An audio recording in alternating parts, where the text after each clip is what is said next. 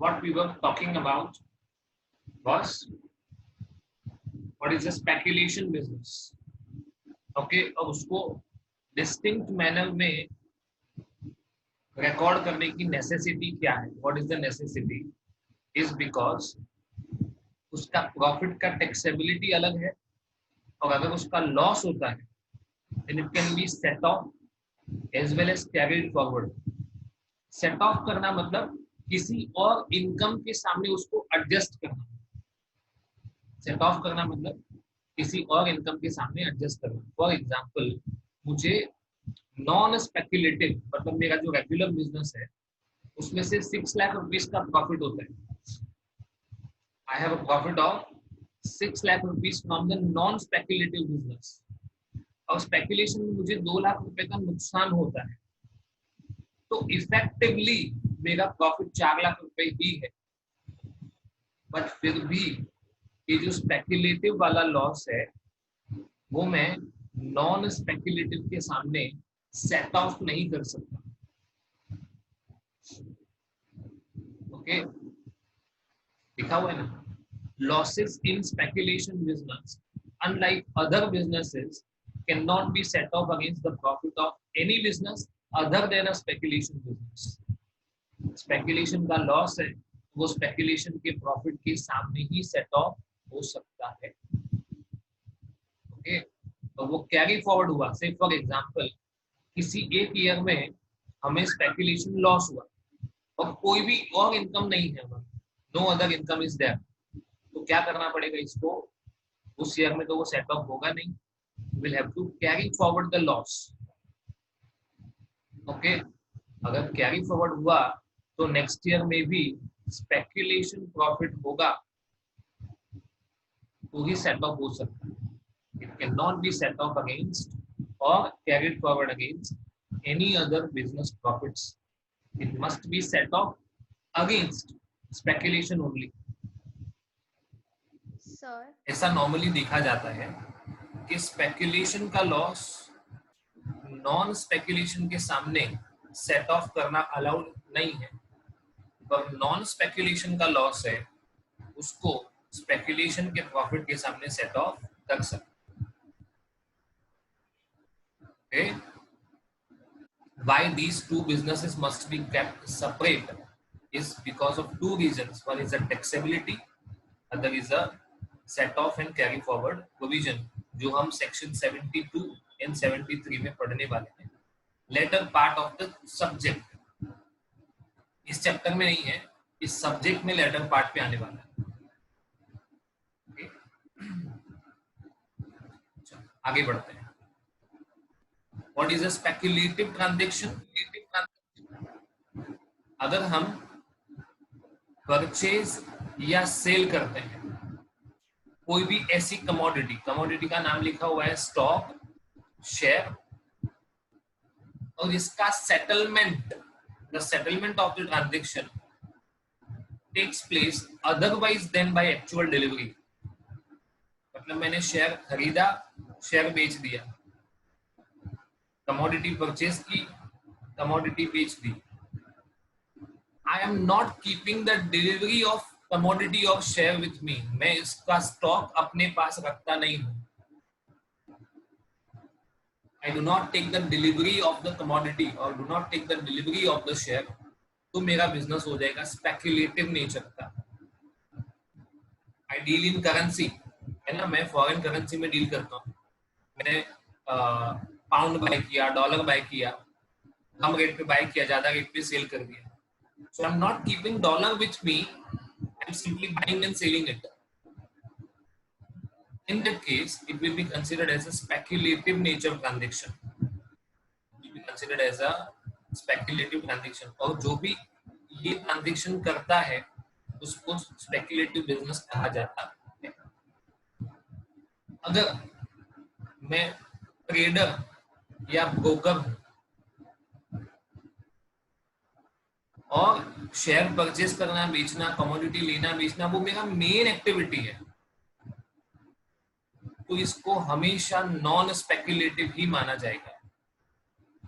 तो पर्सन के पर्सपेक्टिव से देखना पड़ेगा, कि अगर मैं नॉर्मल बिजनेस कर रहा हूँ, मेरा बिजनेस से फॉर एग्जांपल साइकिल मैन्युफैक्चरिंग का है या साइकिल ट्रेडिंग का है, तो अगर मेरे पास कभी कभार कुछ एक्स्ट्रा पैसे होते हैं तो उससे मैं शेयर परचेस करता हूँ और सेल कर देता हूँ, कमोडिटी परचेस करता हूँ, सेल कर, कमोडिटी में काफी सारी चीजें आती हैं, गोल्ड, सिल्वर, है ना, कॉपर, ये सब कमोडिटीज में आता है। सो आई बाय द सेम। एक्चुअली मेरा बिजनेस तो गोल्ड सिल्वर का है ही नहीं, मेरा बिजनेस तो साइकिल मैन्युफैक्चरिंग का है, इसका और इसका ऐसा कोई रिलेशन नहीं है। The only thing is I am using the extra money available for earning some gains, तो मेरे लिए ये वाला बिजनेस स्पेक्युलेटिव होगा। पर अगर मेरा मेन काम ही शेयर्स एंड सिक्योरिटीज का है तो वो मेरे लिए नॉन स्पेक्युलेटिव हो जाएगा, it will be considered as a non speculative. So persons perspective, okay. और एक बिजनेस में दोनों चीजें इंक्लूडेड है, ओके, मेरा मेन काम और उसके अलावा ये, मुझे दोनों की इनकम अलग अलग दिखानी पड़ेगी, both incomes have to be shown separately. दूसरा मैंने जो मेन पॉइंट बताया वो ये वाला है, जिस कंपनी या जिस बिजनेस का मेन इनकम इंटरेस्ट है, हाउस प्रॉपर्टी का है, कैपिटल गेन का है या अदर सोर्स, मतलब बिजनेस को छोड़ के कोई भी है ना, या तो मैं शेयर्स एंड सिक्योरिटीज में इन्वेस्ट करके कैपिटल गेन कमाता हूं, उस पर इंटरेस्ट अर्न करता हूं, ओके, मैंने प्रॉपर्टीज काफी सारी परचेज की है, उसको मैं रेंट पे देता हूं, then it will be a separate business all together. या जिस किसी कंपनी का principal business trading in shares है, बैंकिंग है या लोन्स एंड एडवांसेस देना है, उनके लिए शेयर्स एंड सिक्योरिटीज ये नॉन स्पेक्युलेटिव बिजनेस माना जाएगा। okay? लिखा हुआ है देखो, they would not be deemed to be carrying on speculation business.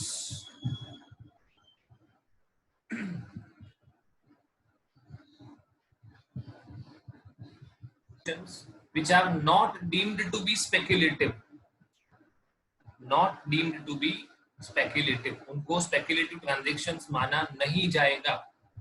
सबसे पहला है hedging contract. So you first of all need to understand what is hedging. To hedge means to reduce the risk. Okay. Why this is necessary? If we are dealing in export and import, हमारा business जो भी हम deal करते हैं उसमें export import involve है, इसका मतलब फॉरेन करेंसी भी इन्वॉल्व है। And we see that there are a lot of fluctuations in the currency market, prices constantly up down होता रहता है। तो मैंने कोई एक सेल किया है या परचेज किया है, तो जिसका पैसा मुझे कुछ टाइम पीरियड के बाद मिलने वाला है।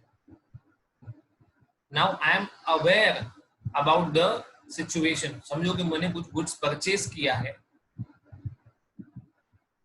टुडे, आज, I am suppose to make payment after 3 months। तो मैंने आज जो गुड्स परचेज किया है उसका रेट था ₹68 पर डॉलर, मतलब मैंने जो $1,00,000 का गुड्स खरीदा है और आज डॉलर का रेट है 68 rupees। I am pretty much sure that the rate of dollar after 3 months would be around 73 rupees। तो मुझे तो पेमेंट डॉलर में ही करना है। आज से 3 महीने के बाद मैं बैंक में या किसी फॉरेन एक्सचेंज डीलर के पास जाऊंगा और उसको ऐसा कहूंगा कि मुझे फॉरेन में इस पार्टी को $1,00,000 पे करना है, कैन यू गिव मी $1,00,000? तो वो डीलर कहेगा yes for sure I can give you, give me 73 lakh rupees. As such आपने जिस दिन खरीदा था तब आपको कितना पे करना पड़ता, अगर इमीडिएट सेटलमेंट हो जाता तो 68। You are settling sometime after, so you are paying 5 rupees per dollar more, आपका कॉस्ट बढ़ जाएगा। To avoid this kind of situation, ऐसे सिचुएशंस को टैकल करने के लिए हर एक बिजनेसमैन जो एक्सपोर्ट इंपोर्ट में डील करता है वो हेजिंग ट्रांजेक्शन में इन्वॉल्व होता है. The person gets involve in to hedging transaction. Now what he does, okay, वो किसी भी फॉरेन एक्सचेंज डीलर के पास जाएगा, इसी दिन जिस दिन उसने खरीदा उसी दिन वो जाएगा और वो बोलेगा कि मुझे आज से 3 महीने के बाद $1,00,000 चाहिए, तो तुम मुझे कौन से रेट पे सप्लाई करोगे. अब डीलर को खुद को पता नहीं होगा ना, हमारा भी ये एस्टिमेशन था,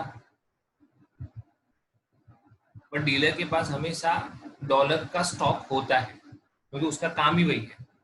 तो वो कहेगा ठीक है, for you the rate would be 70 rupees per dollar. मतलब आपने अपनी लायबिलिटी को फिक्स कर दिया.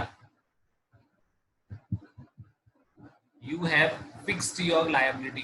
तुमको कंफर्म पता है कि 3 महीने के बाद जब मुझे पेमेंट करना होगा तो मुझे 70 लाख ही पे करना है, irrespective of the actual rate of dollar on that date. उस दिन डॉलर का रेट 50 रुपए है तो भी मुझे 70 लाख देना है, 80 रुपए है तो भी मुझे 70 लाख ही देना है. I have entered into a fixed commitment. Now what happens because of this? Risk तो है, risk is going to be there कि आपको हायर प्राइस पे करना पड़ेगा, है ना, उसका रिस्क तो है. But what you have tried to reduce, instead of paying 73 which is your estimation, you have fixed the liability at 70. इसको बोला जाता है hedging to reduce the risk. अब अगर मैंने ये ट्रांजैक्शन किया तो क्या उसको स्पेकुलेटिव माना जाएगा? Definitely not, because this transaction that is entering into a commitment of foreign currency is done because of the goods, है ना, जो मैं गुड्स खरीद रहा हूँ बेच रहा हूँ उसके रिलेशन में मैंने किया है. तो this transaction is related to business और मैं एक्चुअल में डॉलर लेने वाला हूँ. I am actually going to buy the dollars for the purpose of making payment to a foreign supplier. ऐसा सेल के केस में भी हो सकता है. आपको अब इसमें इनवर्स सिनेरियो है, आपने सेल किया है 75 पर डॉलर में और आपको लगता है कि इसका रेट कम होकर 65 होने वाला है फॉर एग्जाम्पल. तो what you would do, would go to the dealer and say that I will sell you $1,00,000 after 3 months. उसके पास डॉलर आएगा ना 3 महीने के बाद. एक्सपोर्टर के पास कितने प्राइस पे खरीदोगे? वो बोलेगा 71. तो आपका प्राइस 65 हो जाए, इसकी जगह 71 मिले तो वो तो बेटर है. In any case there is a risk but you have tried to reduce the risk.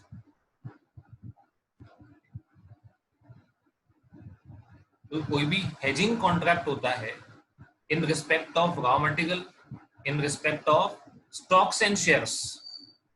Forward contract, ये फ्यूचर्स नहीं है, प्लीज बी क्लियर. फॉरवर्ड और फ्यूचर में डिफरेंस होता है. Okay, and trading in derivatives, इनको speculative transaction माना नहीं जाएगा. okay, forward contract का मतलब एक सिंपल चीज समझा देता हूँ, है ना, how to understand the forward contract. okay, समझो कि मैं wheat परचेस करना चाहता हूँ. I want to buy wheat, गेहूं खरीदना चाहता हूँ. मैं उसका डीलर हूँ और सीजन आने वाला है, लोग काफी सारा डिमांड करने वाले हैं. तो उसका क्रॉप सीजन खत्म होने पे है. अभी फार्मर्स गेहूं को खेत में से निकालेंगे, उसको क्लीन करेंगे, उसको स्टोर करेंगे और फिर मार्केट में सेल करेंगे. ये प्रोसेस थोड़े दिनों के बाद होने वाला है. फॉर एग्जाम्पल आफ्टर 20 days और 1 month. तो मैं किसी भी फार्मर को कांटेक्ट करता हूँ. I contact a farmer, okay, and I tell him that what will be the approximate produce.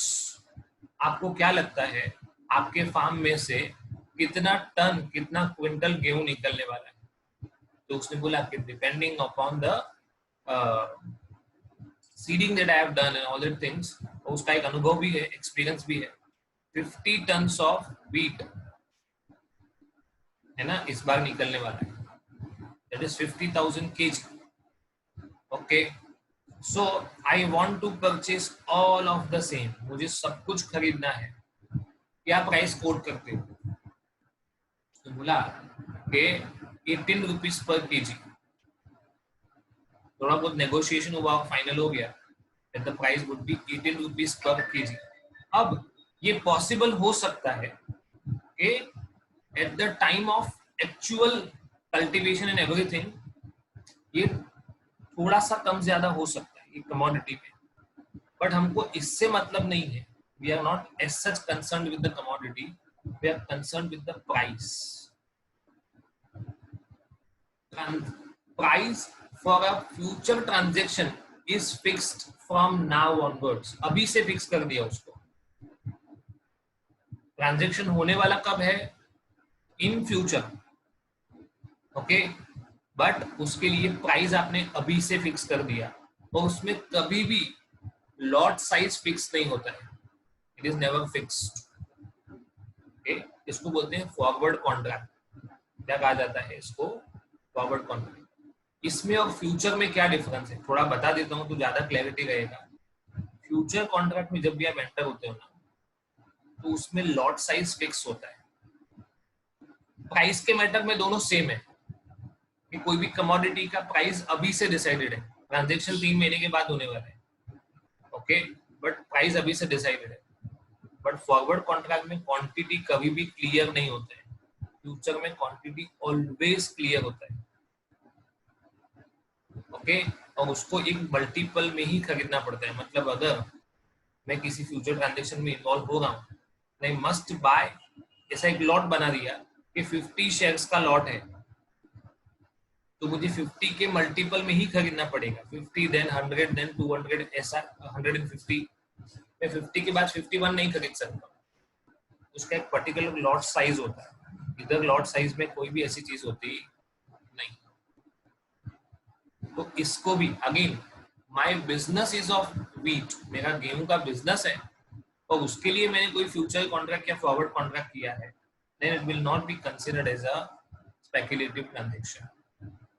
Okay, derivatives के बारे में आपको काफी है ना इस एलिजिबल ट्रांजैक्शन के बारे में डिटेल दिया हुआ है, but we are not considering it as a point of discussion over here, उसको ज्यादा डिटेल में जाने की जरूरत नहीं है।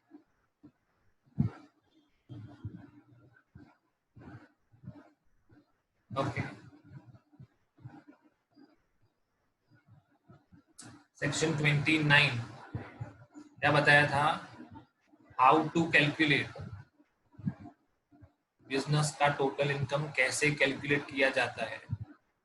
Be very careful. Okay, according to section 29 the profits and gains, मतलब सेक्शन 29 क्या कहता है? That profit and gains of any business और profession to be computed in accordance with standard sections 30 to 43D।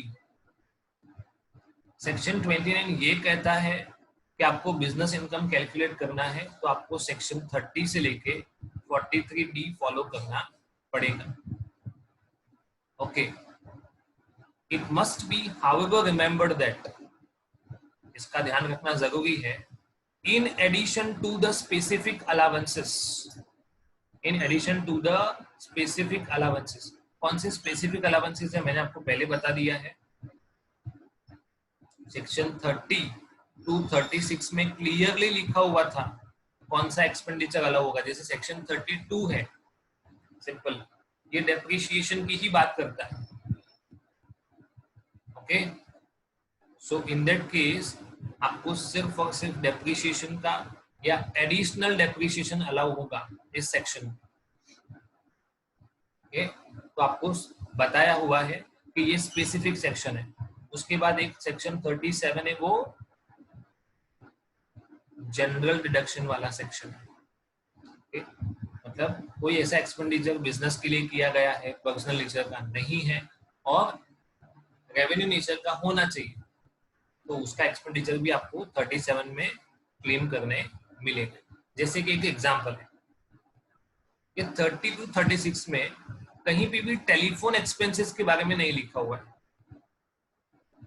There is no specific mention of telephone expenses, but मेरा shop है, उधर एक landline connection है, हर महीने में उसका 500 रुपये बिल भरता हूँ। So it is but obvious being used for the purpose of business. देखो, बिजनेस के लिए होना चाहिए, पर्सनल नेचर नहीं होना चाहिए, है ना, और रेवेन्यू नेचर का होना चाहिए। ऑब्वियस है, it is for business, not of a personal nature and is of a revenue nature. ये कंडीशन सेटिस्फाई हो गई सेक्शन 37 के हिसाब से, तो टेलीफोन एक्सपेंसेस भी अलाउ होगा। नॉर्मली हम उसको पीएनएल में लिखते भी हैं।